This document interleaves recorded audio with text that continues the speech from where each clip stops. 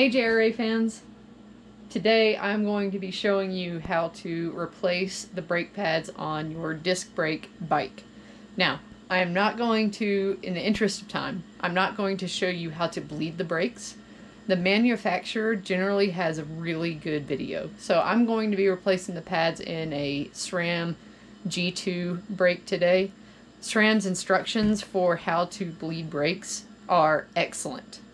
So if you need to bleed your brakes, which you should when you change pads, when you bleed your brakes, go there and look at the instructions because they are better than anything that I could do.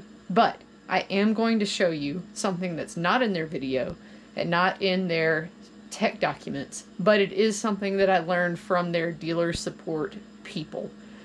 So stay tuned in a little later in the video to see what that special tool is.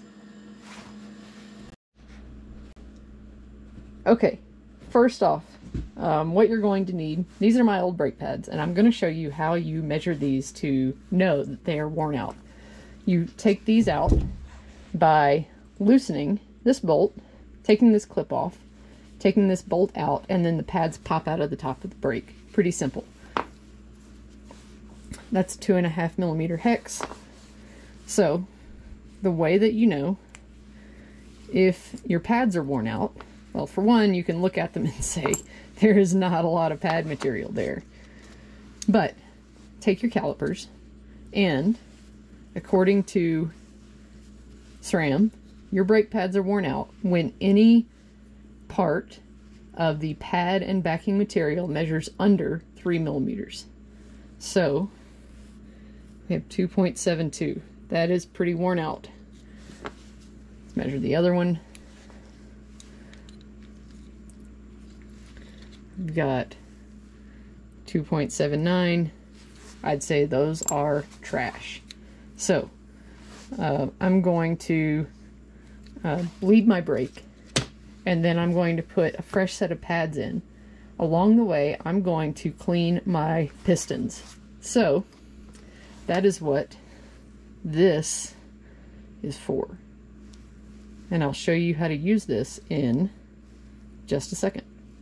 So, I know that a lot of people may have dealt with dirty pistons, and maybe, especially in 4-piston brakes, one that is a little bit sticky coming in and out, maybe a little slow.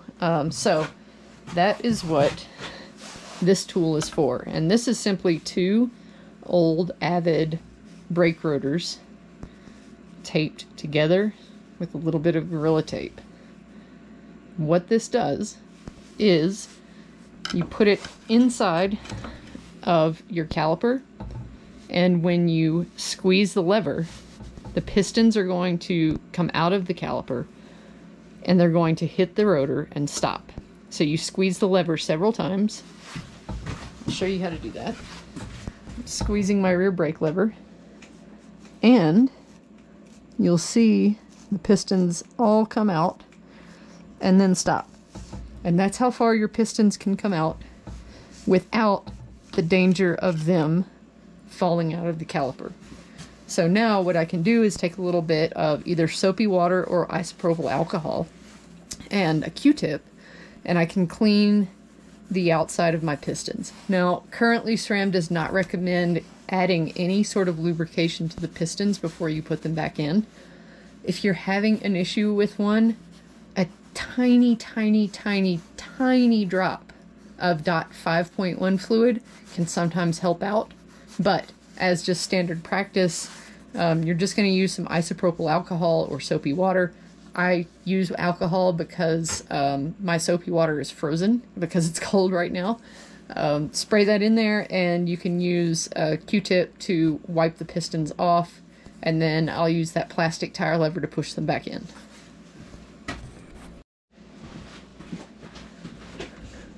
Alright, I'm going to give these a little spray. I'm also going to, after I clean these and push them in, I'll floss the whole caliper with a paper towel. I've got my Q-tips here. I'm just going to wipe that excess dirt off. These weren't really bad to start with.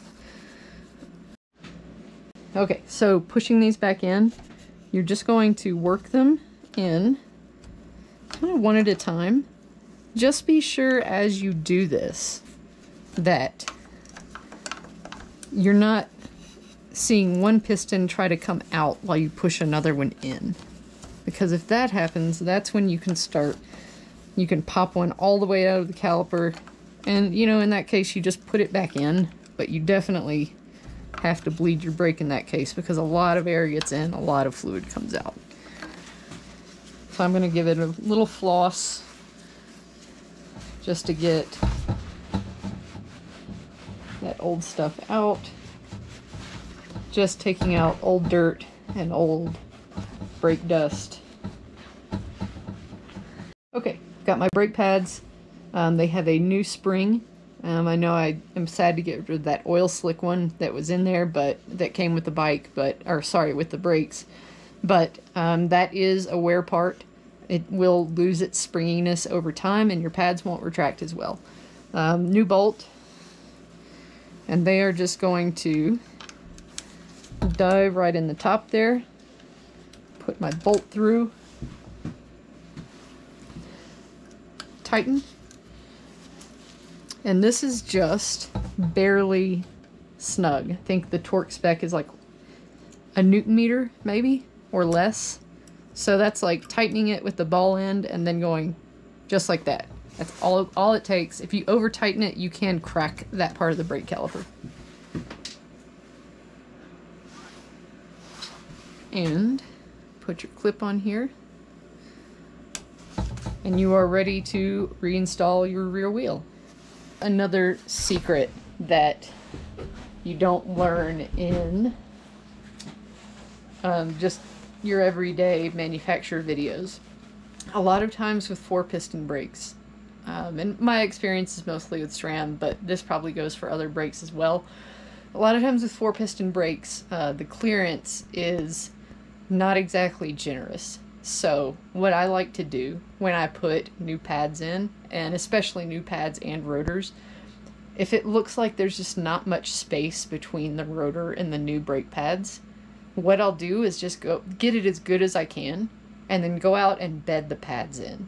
Now bedding the pads in is really, really critical.